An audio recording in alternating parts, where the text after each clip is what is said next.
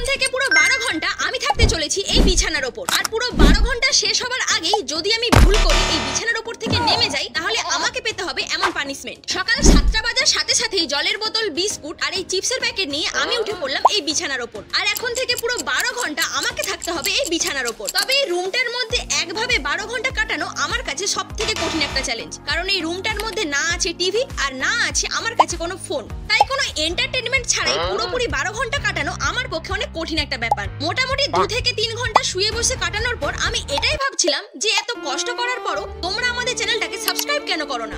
আমার কাছে এর তো কোনো উত্তর নেই, কিন্তু খাবার জন্য রয়েছে এই 4টে টোকেন, যেটা লটারি করার পরেই আমি এর মধ্যে থেকে যে কোনো একটা খাবার খেতে পারবো। আর এখন আমায় মুখে পাউডার মেখে খেতে হবে এই চিপসের প্যাকেটটা। কিন্তু এই চিপসটা সম্পূর্ণ খাবার পরে আমার যেন খিদে একটু বেশি বেড়ে গেল। তাই সুপ্রিয়র কাছে অনেক রিকোয়েস্ট করার পর ও আমার জন্য দুপুর বেলায় মায়ের হাতের স্পেশাল খিচুড়ি আর আলু ভাজা খেতে দিয়ে যায়। আর এটা খাওয়া কমপ্লিট করে টানা 3 ঘন্টা ঘুমানোর পর ঘুম থেকে উঠে দেখি চ্যালেঞ্জটা সম্পূর্ণ হওয়ার জন্য আর মাত্র কিছু সেকেন্ড বাকি রয়েছে। তাই তোমরা তাড়াতাড়ি ভিডিওটা লাইক করে একটা ভালো দেখে কমেন্ট করে জানিও এরপরে কিসের উপর চ্যালেঞ্জ করব।